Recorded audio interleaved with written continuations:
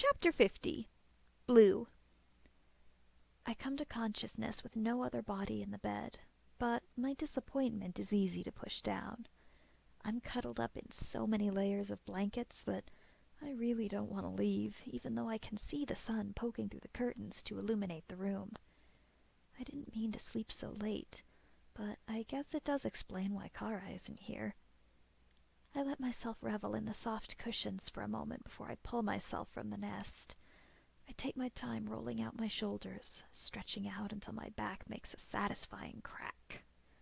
What a night!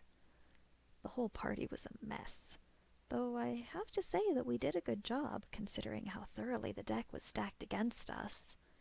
Then there were the messes that were waiting at home. I let my mind wander for a moment. Vanna, the feral that visited us, wasn't at all like I thought a feral would be. He didn't act like the stories described.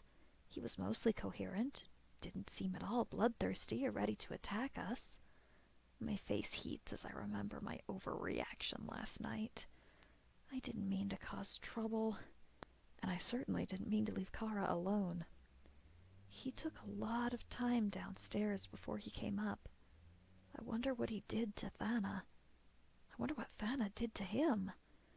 There weren't any sounds of a skirmish, but magic can be quiet. I feel guilt twist in my stomach. I didn't mean to get Vanna in trouble. Almost as soon as I was in a separate room, I was able to see the error of my ways. Vanna didn't want to hurt me. He didn't want to steal me away. He was just offering a way out, and all I did was cause him trouble. I wonder how Kara got the feral to leave. I wonder if I caused some undue trouble. Either way, it's more excitement than I've been a part of in a long time. Especially considering how the night ended. I feel my face heat as I remember the events of last night with a little more clarity. Stars, I shouldn't act like some blushing virgin. I've done it, what must be thousands of times. But it is the first time someone's done it to me. I have to say, I understand a little more why my masters were always so eager for my skill in that department. I didn't know it felt like that. There's a momentary twinge in my gut as I think of what that must have been like for my master. There are times when I haven't particularly enjoyed the act, when it's been more a balance of waiting and suffocation than anything else. But if I caused him any pain, he certainly seemed to hide it well. He seemed excited, enthusiastic in the moment. There's probably a difference that I'm not recognizing. I wonder if I could be that excited. If sex could be something that I focus on without thoughts of pain and repercussions. Sex with Kara is different. That much I know for certain. For a moment, I let myself imagine reciprocating last night's experience. If he'd let me, I have a fair amount of skill. I'm sure I could make it good for him, and I'm certain he wouldn't push too far.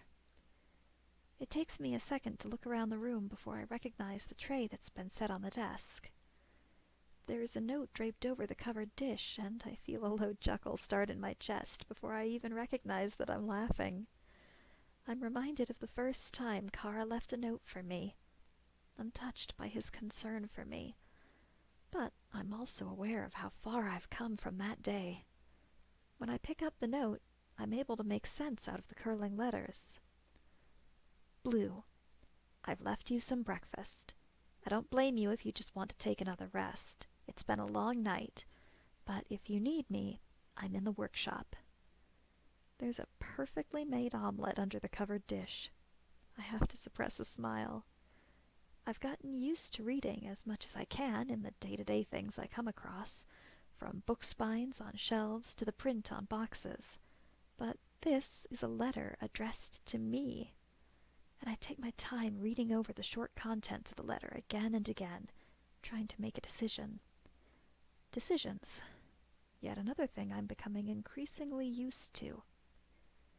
He hasn't ordered me to go to him when I wake up, It's not even a condition for the food he's left me. He's in his workshop, which is his way of saying that he's got to do work and he's not going to be good company. He tries to give me other things to do in other parts of the house when he has to sit down and actually work in his workshop. Not to be malicious, but he does seem a little embarrassed about how deeply he becomes ingrained in his work, though it is a concern that I don't understand. I respect that he doesn't always want to be seen in that state. Still, the letter doesn't read like a warning to stay away. It would probably be fine to go and stay with him. I'm not really tired anymore, and I would like to be by his side. "Master?" I call cautiously once I reach the bottom landing, coming into the workshop. The place is never messy, but it's pretty obvious that he's been down here a while. Books have been strewn from their regular places, and there are jars of incense and ink stacked up on the desk. Some large, clunky thing is taking up a lot of space on the desk, and Kara's taking his time examining something on the other side of it. "Oh, Blue, you're up!" Kara startles away from the device, but smiles up at me as he looks over at me. "Working hard, I see." I have to hide my smirk behind my hand. He's got a long line of graphite up the side of his face. As chipper as he's trying to be, I can see the signs of a bad night's sleep on him. His hair is in disarray, and whatever contraption he's looking through has toppled onto its side. "Yeah, He turns, perhaps too quickly, and it must cause a twinge because he grabs his neck before he continues. "Stars, I need a break. Would you like to come with me? I'm going to go out and pick up some troubling components," he offers casually, stretching for a moment in his chair before turning back to look at me. "Component shopping?" I parrot back. I realize I haven't really gone out with him to pick up anything more than my clothes or to go to school. I wonder if he goes out more often than that, but just doesn't take me. It's been a long time since we went grocery shopping. Then again, I've been sleeping a lot, even considering how tired I get during winter. He might have just snuck out while I was conked out. Apparently I've taken too long to reply because Kara starts speaking again before I have a chance to clear my head. "You can stay here if you prefer it. That's totally fine. It's not too fun." He backpedals quickly. "No, I'd love to go," I rush. "We'll make a stop for you, and you can pick out anything you want. How about that?" he offers, packing up a satchel bag and pulling his hair back with a tie so it's out of the way. "I'd love that." It's nowhere near the market I came from. It's in an entirely different direction. There are large, winding cobblestone streets that weave through the thoroughfare. Rows and rows of different shops line the streets, decorated with all different kinds of symbols and advertising their wares and specialties. And in the late morning, the place is pretty crowded. There are all different types of shops, done up in different colors. Some of them have the marking symbol of the Academia in the windows. Others have the individual seals of different schools of magic. There are no individual carts hawking goods on the streets. Everything's a little more formal than other districts. There's a bunch of incense shops, all boasting the best product. A dark-colored building that seems to specialize in wands and staffs, and an artificer's show that seems like a slightly more organized hoarder's den. Kara seems to know where we are going. There's not a lot of wasted time as we navigate the different storefronts, but I take as much time as I dare looking into windows. We pass by enchanters, and a shop specializing in precious gems, even a dealer that seems to specialize in bones, though that shop is oddly closed in the middle of the day. As we walk, there are plenty of different component stores, but it takes a while before Kara finds the stores that he likes, or at least is willing to go into. We must be looking for some very weird things. As we wander our way in and out of the stores, I realize that I'm not the only familiar that's out today. There are all different types of familiars that are trailing behind their mages, carrying bags or boxes with intricate wrappings. It's a reminder not to fall behind, if nothing else. Most of the familiars have leashes, but Master's never really been one to keep me on a tether. There are a few familiars that are kept as assistants to the shopkeepers. The more loyal and bulky dog breeds are preferred for this line of work, but they don't seem too aggressive or needlessly interested in other familiars. Some even offer their help finding particular items when their owner is busy with another customer. Plenty of shopping to be had. We have a strange collection of incense, glass beads, a thick pasty paint, and a motley collection of other things before we head into a bookshop. The bookstore itself is one of the smaller stores compared to the others on the street, but it isn't any less of a cozy little shop. The interior is lined with shelves, the rows of bookcases housing what must be thousands of books crowding for space. There's a large desk in the front with an older woman behind it, just flipping absently through her own book. She gives us a casual smile when she sees us come in, but whatever she's reading must be more engrossing than it first appears, because she goes right back into her book. The whole shop is designed to look like a rustic cottage from the outside, and the design comes through on the inside. The roof is a series of interwoven wooden pieces that curl into beautiful fixtures as they meet the walls. There are small orbs that float over and around the rafters, bringing a calming glow that illuminates the entire store. I spend far too long staring up at the ceiling, tracing individual slats as they weave back and forth into the patterning of the roof. The lights flicker and dance their way around the bookcases, as I wonder what kind of enchantment that could be. Apparently, I'm a little too distracted by the layout, so that by the time I look up again, I nearly collide with another patron of the shop. I don't see my master, but I know he wouldn't leave me here. I haven't left the main corridor of the shop, so it's not like he could have missed me. He's probably just wandering the shelves. I suppose there wouldn't be any problem with me doing the same thing. I know I should stay put, but the shopkeeper isn't watching, and there's no one in the back. My fingers dance along the spines of all the differently colored volumes, for once understanding all the symbols that distinguish them. Many of them have illustrations winding around the front to the spines. There's one that catches my eye. Careful silver lettering and similarly metallic filigree dress the sides. The Voice of Dragon's Song. I carefully pluck the volume from where it sits on the shelf to reveal the beautiful illustration of a dragon reared up on its hind legs in an icy mountain landscape. The detailed picture continues on the back, along with some darker, smaller lettering. I squint at the small text, piecing out a few words before I'm jerked out of my focus. "Did you find something that you would like?" I jump at the sound of my master's voice, so thoroughly absorbed in the book that I hadn't heard him creep up behind me. "Master!" I cry out as quietly as I can manage out of respect for the establishment we are occupying. I'm sure they wouldn't appreciate the screaming. I'm glad for the fact that I was holding the book in my hands. Otherwise, I'm not sure I would have been able to repress the primal urge to scramble up the bookshelf in front of me. "Sorry to spook you," he apologizes gingerly, looking genuinely surprised at my reaction, and it's all I can do to hold a hand over my heart. You don't... I try to speak and get my heart to stop racing, but it seems I'm only capable of one thing at a time. Kara gives me a moment, but when I don't respond, he continues on by himself. "You found a book you like?"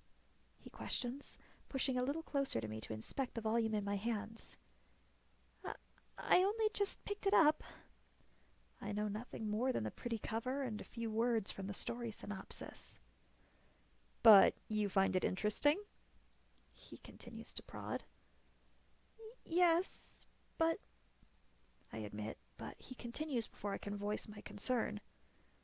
"What's got you worried?" He cuts me off. I stutter, confused for a second, before I realize that my concern must be more visible than I thought. The book is bigger than I'm used to, and I'm still working on the longer words. I hedge delicately. "Blue, you realize that's a reason to get it, right? You need to challenge yourself. It helps if you already like the material you're reading." "Okay." I hesitantly offer the book up to him, and he takes it from my hands without hesitation, stacking it with the rest of his picks and checking out with the older woman. It seems as though he's saved the bookstore for last. We make a straight shot home after the shop. He hands off my book as he unpacks the rest of the items. Master goes to work in the study, and I sit at the table in the corner, not quite willing to relinquish his presence for the day, but I'm fairly certain he doesn't even recognize that I'm still in the room. He's so dedicated to his project. Rush. And he looks through that clunky machine as he paints intricate things along the inside of the flower pot. He's got several books splayed out in front of him, turned to different pages with fanciful illustrations that make no sense to me. I try to focus on my book. At first, the sheer number of pages is overwhelming, but it becomes much easier when I just focus on one page at a time. It doesn't take long to get enraptured by the story, even though it does go slowly because I have to process many of the words that are foreign to me. It's good, but by the time I've made it to the end of the first chapter, I have a lot of questions. At first, I was willing to dismiss the writing as a purely fanciful work, but they mentioned some things that sounded like things Kara had talked about. I check the inside cover again, but it doesn't fix any of my concerns. The story is so fanciful. Why does it say on the front that it is historical fiction? Master? I don't mean to be bothersome. I try to get his attention, but he cuts me off. You never are. He turns away from his project, giving me his full attention. He says it so dismissively, as though it is such a well-established fact that he's not even dignifying it with more consideration. It makes me feel warm inside. I just had a question about this book. A word you're caught on?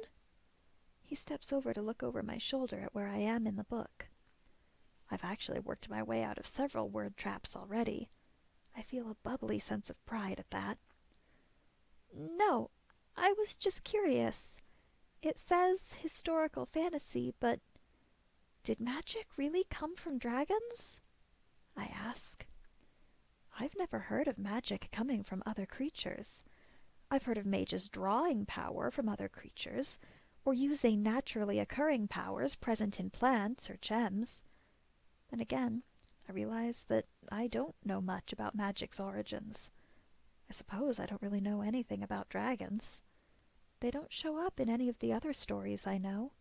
I've only heard about the mythical beasts in passing. Still, their name does carry a lot of clout. Scales and bones are quite valuable from what I'd seen in the component shop.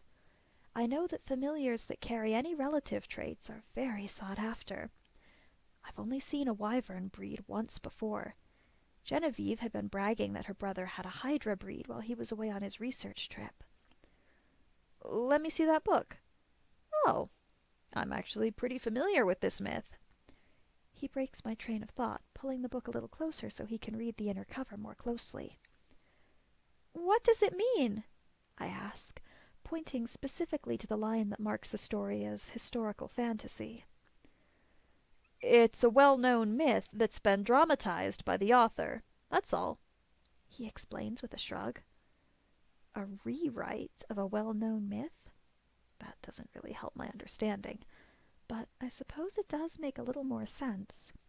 Myths are always a bit more fanciful than the truths behind them. So, dragons?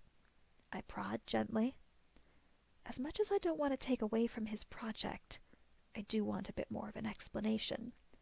I don't know much about magic beasts or mythic history.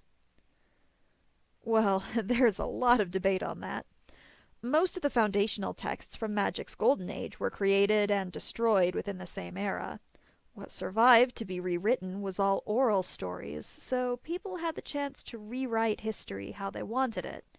Magic wasn't so much a great thing after that. People were scared of the power that some people held, and, well, some places still haven't fully recovered. It's said that dragons did pass through what we've broken into different types of magic, and lots of the base runes that are learned date back to those practices, but there are alternative sources. Plus, a lot of people really like the story of dragons, amusing themselves with passing down magic to all the beings of the realms, finding pleasure in the creations that the odd folk created from their process. He explains in more detail, but it honestly gives me more questions than answers. I try to make it sound less petulant than the question sounds in my head. Well, as far as I know, it used to be a hell of a lot easier. There was a whole school of magic dedicated to dragons back when they were dangerous, wise, formidable creatures that roamed the earth and sky. The Orenkals. He chuckles. Orenkal? I prompt him to explain further. He doesn't speak much on the different schools of magic. He's only a first year, so he still hasn't chosen a branch to study under, and won't have to for another 2 years.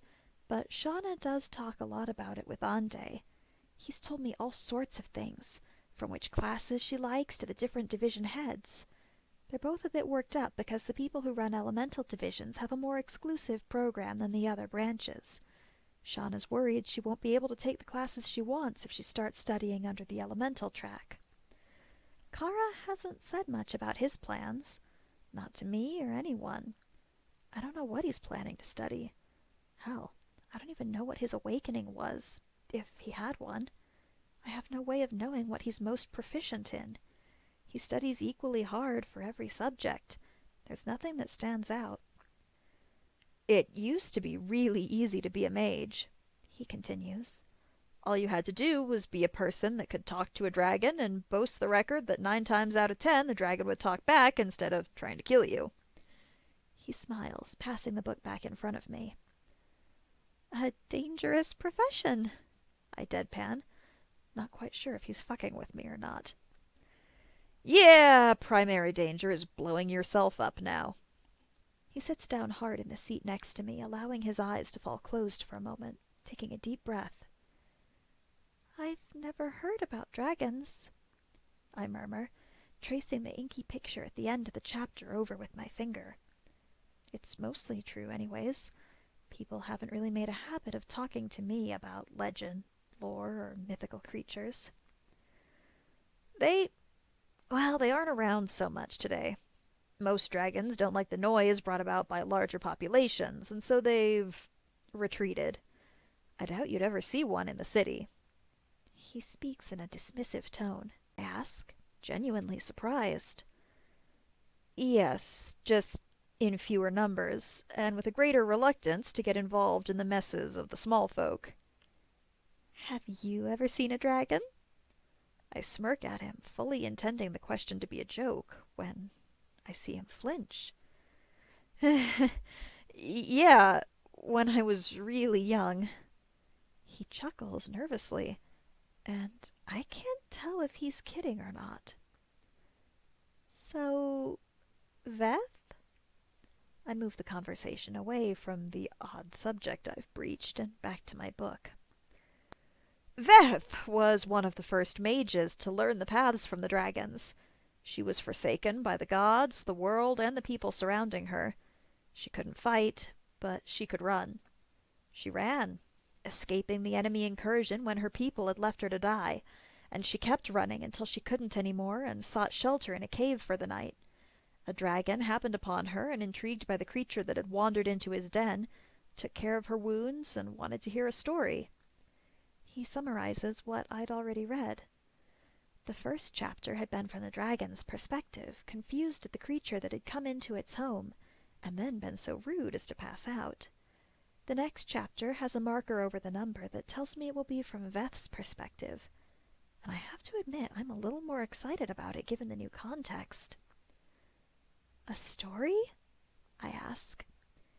It seems so little a boon for a creature that is known for greed. Unless that's just another thing that only applies to this story.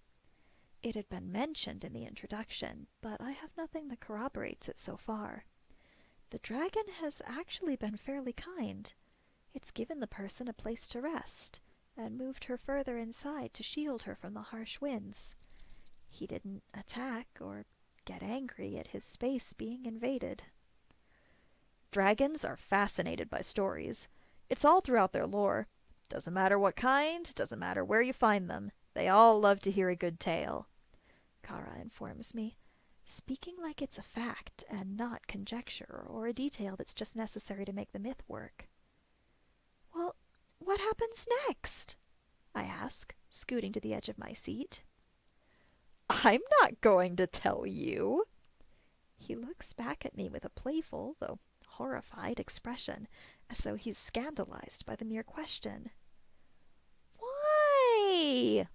I whine, letting my ears drop dramatically, hopeful that it will make him spill. Because that's a spoiler. If you've never heard the myth before, I want you to have the fun of reading it with fresh eyes. He moves his hands dramatically, standing and stalking back over to his desk to make his point. I suppose I can see the value of that. Any common story can be exciting to someone who's never heard it. Okay, I reply sullenly, flipping the page over to start the next chapter. I look up at him from behind my bangs just in time to see the smile that passes over his face before he settles back into his chair. What are you working on? I ask. Whatever he's doing must be important. He's been working on it all day, but I can't make heads or tails of the notes he's spread across the room. I have no idea what a polished black flower pot, pasty paint, and a divination spinner have in common. I'm working on a stable planar gate, he says calmly, lighting up incense and making the runes he's etched out into the table glow. What? I squeak out, sounding more confused than I'd like, though, given the circumstances, I feel that my reaction is justified. I don't know much about the planes, but I know that they don't overlap much for a reason. There's all sorts of scary stories of gates collapsing and the charge drawing beasts from either side. I always assumed that this was really dangerous, higher-level magic. Magic that he shouldn't be able to do. Magic that can easily and dangerously backfire. Lily? He continues speaking to me, though his eyes don't move from the glow. I wonder if I should be distracting him like this. I wonder if I'm making the situation worse than it should be. He's moving his fingers, manipulating an increasingly visible glowing thread until a series of complicated knots starts to form. The gem from the divination spinner has been sitting in the dish with the burning incense, but it begins to move of its own volition, finding its way into the center of the knotted ties. A fire lily? I echo, to myself more than anything. I don't expect him to answer. He seems too far away to hear me, far too focused on his project. The strings pull together into tighter rungs until he passes the strings off his fingers, holding them taut with his teeth so one hand is free. He slaps his hand down, indicating one of the open books next to him. This, right here, he says through his teeth, passing off the ends back to his hand, when I realize that he's intended to show me a picture. I stumble from my table over to the book that he's indicated. It's open to a richly detailed colored ink rendition of a red and gold flower that appears to be on fire, growing at the lip of a volcano. It seems oddly delicate for the environment that it lives in, but the notes next to the illustration clear up any concern that the flower should perish easily in that environment. I leave Kara to work in silence as I settle down with the book, reading the text from the other side. Apparently, the flower is non-corporeal in its native realm. Anything that would try to feed off of it would be sorely disappointed, as most anything other than a fire elemental would pass right through it, only being affected by the plant's natural poisons. I don't know much about the planes, even less about the elemental plane of fire, and I have no idea why he's trying to find one of these things. It's beautiful. I say the only safe fact that comes to mind. Yeah, beautiful and delicate and not stable on this plane. He reiterates the information that I've already picked up from the notes in the book. Not stable? I look away from the book, back to him, in time to see the pieces of thread fall away. The entire centerpiece becomes a clear window, but instead of seeing through to the other side of the wall, it shows a very different landscape looking back at us. If you take one from its plane, it'll wither to ash within a few hours, Kara explains, manipulating the outer knots of the still glowing frame until the view starts to change directions. Oh, I whisper simply, more to myself than anything. I have no idea what he's doing, but I'm fairly certain that we are looking at a tiny planar gate into the elemental plane of fire. I don't know if this is something that he should be able to do, but the palm-sized gate seems stable enough. Kara certainly isn't having any trouble maintaining it as he steers around the viewfinder. That's where I got the idea for this little pot, he continues, nodding over to the shallow-bottomed, polished black pot. The pot is lying on its side, and I can just make out the runes that he's painted on the inside, glowing lightly in the same colors as the gate edge. Oh, so it doesn't need the pot. I snicker for a moment before realizing how dumb it sounds. Of course the magic flower wouldn't need the flower pot. The flower would be too big for the pot if there needed to be room for roots. That is, assuming that the rules about plants that he taught me when we were tending the gardens still apply here. No, I just needed something to hide the runes and keep the gate charged, he admits sheepishly, looking intently over his little window. So, what are you doing now? I can't help the confusion that leaks into my voice. He's been manipulating the finer points of view on the gate for a while now. Now, I just have to find one of the little buggers. He tilts the viewfinder again and grits his teeth as the whole vision spins for a second before he can stabilize it. He's poked through the veil, looking for flowers. There's something in that makes me want to break into laughter. The only thing that stops me is the fact that if I start, I know that I won't be able to stop. Ah, there you are, he exclaims, drawing new lines across the planar gate before he begins to manipulate it in space. He pulls the gate through the air, twisting it so that it turns the gate to a horizontal position. Then he pushes it down over the flower itself, until the flower sticks up through the gate. Wow! It's all I can manage to say, but it's definitely less than the sight deserves. The flower is even prettier in person. It's bigger than I thought it would be. It's even radiating a slight bit of heat. With a little more finagling, he brings the gate close to the flower pot. With a flare, the seal adheres the gate to the inner lining of the flower pot. The gate is bound to the very top of the pot, so visually, it looks like it's simply been planted. Why are you doing this? I question absently, testing how close I can get my hand before the heat becomes too much and I have to pull it away. I immediately recognize the tense atmosphere my question has left, though I don't understand why it triggered this response. When I look back at Kara, his expression has darkened, and he plays with the remnants of his components that are still in disarray on his desk to avoid looking me in the eye. What happened? I try to smile and ask the question innocently, but I know my nervousness comes across more than anything. Blue, after you left, back at the party. He speaks haltingly, dancing around an issue that I'm becoming increasingly concerned about. What happened? I ask, more concerned for him than anything else.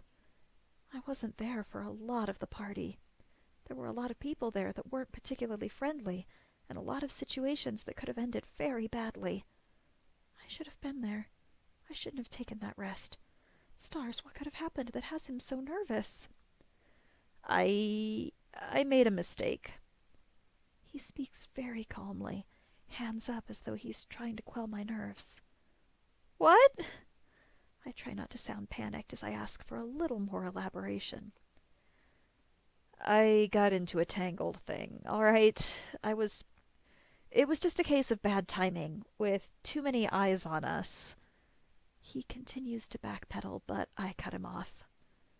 What happened? I demand with as gentle a voice as I can manage. I may or may not have rejected a gift from Genevieve, and in so doing, inadvertently implied that I could do better. He speaks in a rush, wincing as he finishes off his rendition of the events I had missed. That doesn't sound too bad, I lie through my teeth. It's not the worst thing that could happen, but it certainly isn't good. He seems well on his way to make it up to her with this, if he really intends to give it to her. It's a display of his proficiencies, as well as a very nice gift on top of anything else. Yeah, He continues, looking nervously at the pot, continuing to avoid my eye. and then one of her friends started telling everyone that the gift Genevieve had offered was the start of a courtship process, and Jen just sort of jumped right on that. He finishes in another rush of words, sliding a nail between his teeth and biting. What? This time I very much mean to make the shrieking noise that comes out of me. My heart races in my chest. Courtship is not a small matter. It's not something that can be easily swept under the rug. It's a big commitment with thousands of pitfalls, not to mention the utter disaster of Kara not being part of a well-established family. Not only is she a big deal, but her family is as well. Anyone courting Genevieve would face rigorous scrutiny. People get weeded out like they're nothing, and I don't want to see that happen to Kara. Blue, everything's all right. Don't worry. He places his hands on my shoulders, holding me still, and it's only then that I realize I'm hyperventilating. How can you say everything's all right? I speak in a rush. I feel lightheaded and sick. How the hell is he so calm about this? I don't even have anything on the line, and I feel like the best course of action is getting as far away from this wreck as possible in an effort to escape the blast radius. Because Genevieve's doing this to be an annoying thorn in my side. She wants to make me seem incompetent and out of place at school, but she doesn't want to actually court me. If I play along, she'll get bored eventually. Neither of us really want a relationship. He reassures me in that steady tone of his that is so certain that I have no other choice but to listen and calm my breathing in accordance to it. He seems confident. He's making a good start against some overwhelming odds, and as much as the whole situation worries me, he is calm. He isn't panicking. He knows what he's doing. He's made a plan, and he's staying focused. It's probably nothing. My fears are probably unfounded. Still, even as I slide back to my table and he finishes up the last touches on his pet project, my mind refuses to settle on the book again.